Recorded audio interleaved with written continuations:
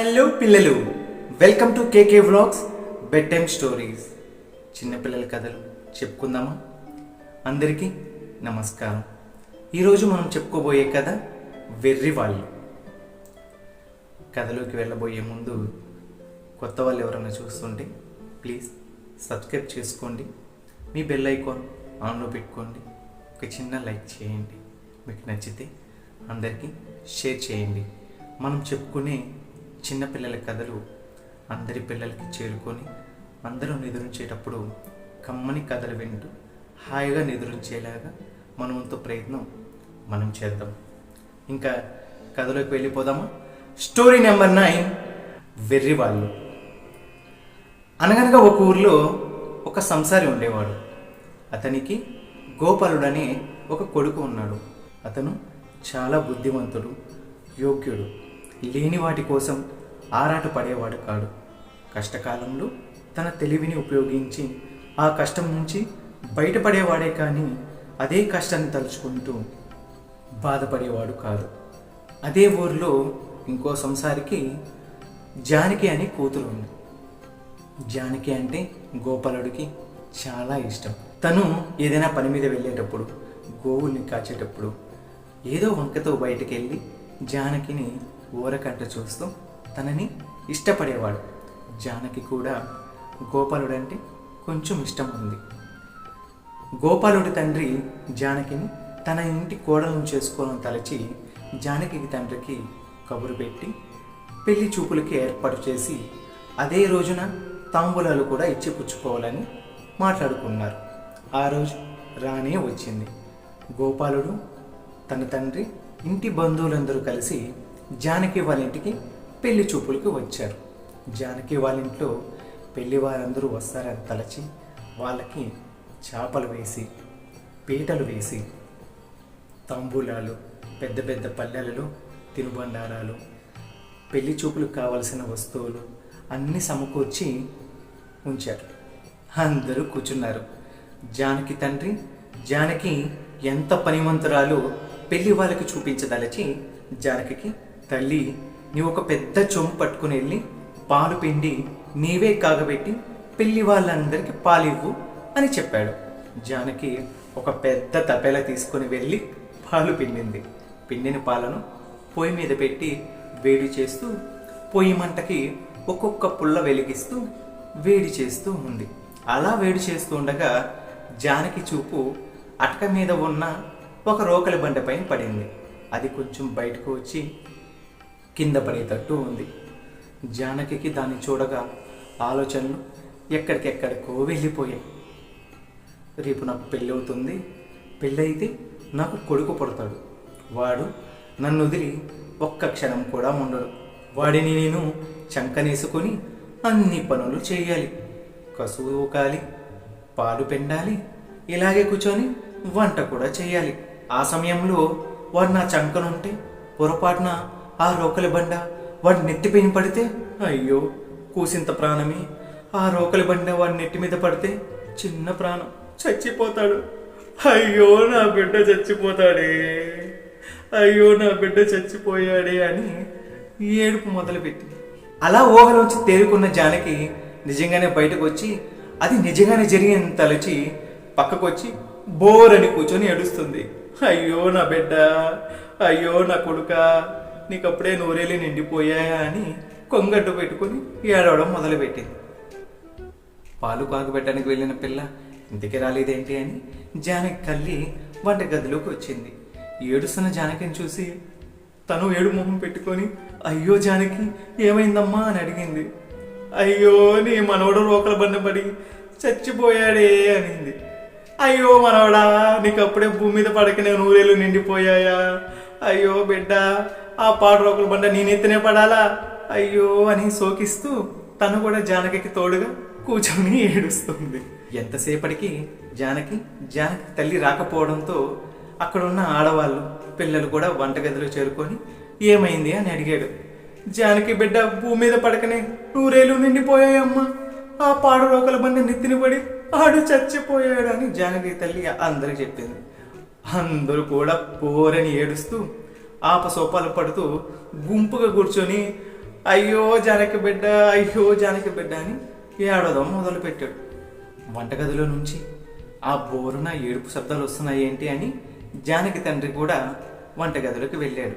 అది చూసి ఆశ్చర్యపోయి, ఏమైందే మీ పాడుగాల, అందరూ అలా గుంపు కూర్చొని ఏడుస్తున్నారేంటి అని అడిగాడు. అందరూ మూకమ్మడిగా జానకి బిడ్డ చచ్చిపోయింది అని జానకి తండ్రికి చెప్పాడు. జానకి తండ్రి కూడా కళ్ళ నిండా నీళ్లు పెట్టుకొని ఏమైందే అన్నాడు. జానకి బిడ్డని సంకన పెట్టుకొని పాలు కాస్తుండగా ఆ పాడు రోకల బండ అటకపై నుంచి పడి బిడ్డ తలపై పడి బిడ్డ చనిపోయాడు అని. అలా నిజంగానే చెప్పగానే జానకి తండ్రి కూడా అయ్యో నా మనవడా చచ్చిపోయావా, నీకు అప్పుడే నూరేళ్ళు నిండిపోయాయా అని ఏడవడం మొదలుపెట్టాడు. వంటగదిలోకి వెళ్ళిన వాళ్ళందరూ ఏడుస్తున్నారు ఏంటి అని గోపాలుడు లోపలికి వెళ్ళి చూశాడు. తనకి జరిగిందంతా అర్థమైంది. అప్పటికే పొయ్యి మీద పెట్టిన పాలు పొంగిపోతున్నాయి. గోపాలుడు వెళ్ళి ఆ పాలు గిన్నె పక్కన పెట్టి ఆ బయటికి వచ్చిన రోకల బండిని కొంచెం లోపలికి జరిపి సర్దాడు. సర్ది విషయమంతా గమనించిన ఆ గోపాలుడు, నాకు జానకి అంటే చాలా ఇష్టం, కానీ ప్రపంచంలోకెల్లా ఇంత పెద్ద వెరిదాన్ని చేసుకొని నేనేం చేయను, ఒక పని చేస్తా, జానకి కన్నా వెర్రి వాళ్ళు ఇంకో ముగ్గురు ఉన్నారని నాకు అనిపిస్తే అప్పుడు వచ్చి జానకిని పెళ్లి చేసుకుంటానని చెప్పి గోపాలుడు ఊరిపైన పడ్డాడు. అలా వెళ్తూ ఉండగా ఒక ఊరు వచ్చింది. ఆ ఊరిలో ఆ పెద్దావిడ తన ఇంటి కప్పుకి నిచ్చెన వేసి ఆవుని నిచ్చెన పై నుంచి ఆ కప్పు పైకి నెట్టుతూ ఉంది. ఇది చూసి ఆశ్చర్యపోయిన గోపాలుడు, అవ్వా ఏమైందే, ఆవుని ఎందుకు అలా పైకి నెట్టుతున్నా అని అడిగాడు. అందుకు అవ్వ, చూడు నాయన, మొదలష్టపు ఆవు, పెరిగేది నా ఇంట్లో, మేసేది పక్కల ఇంట్లో. చూడు, ఇంటి కప్పు పైన వానపడి ఎంత బాగా పచ్చగా గడ్డి మొలిచిందో, అది తినొచ్చు కదా, అది తినడం లేదు, పైకి ఎక్కడం లేదు, అందుకే నేనే నిచ్చెన వేసి దాన్ని పైకి నెట్టుతున్నాను అని చెప్పింది. అందుకు గోపాలుడు, ఆవు పైకెక్కితే కప్పు పై నుండి జారిపోతుంది అవ్వా అన్నాడు. అందుకు అవ్వ, ఆ ఆవు పలుపుతాడికి ఒక దారాన్ని ఇంటి లోపల నుంచి కట్టి నా నడుంకి చుట్టుకున్నాను పడిపోకుండా అని సమాధానం ఇచ్చింది. ఇది విన్న గోపాలుడికి కొంచెం ఆశ్చర్యం వేసింది, నవ్వు వచ్చింది. అవ్వా, అంత కష్టపడి నీవు ఆవుని పైకెక్కిచ్చే బదులు ఆ గడ్డేదో నువ్వే కోసి ఆవుకి కింద పెట్టచ్చు కదా అన్నాడు. అయ్యో, ఆ మాత్రం నాకు తెలియదా నాయన, 4 కాళ్ళ ఆవు అదే పైకి ఎక్కలేకపోతే 3 కాళ్ళ ముసల్దాన్ని నేనేం ఎక్కుతా అని గోపాలుడికి సమాధానం ఇచ్చింది. గోపాలుడు అది విని చిన్నగా నవ్వుకొని అవ్వకు సాయం చేసి ఆవుని పైకప్పుకి ఎక్కించాడు. అనుకున్నట్లుగానే ఆవు జారి కింద పడింది. నడుంకి కట్టుకున్న ఆవు పలుపుతాడు అవ్వని ఈడ్చుకుంటూ ఇంటి లోపల నుంచి పైకి లాగేసింది. అవ్వ ఇంటి కప్పుకి వేలాడుతుంది.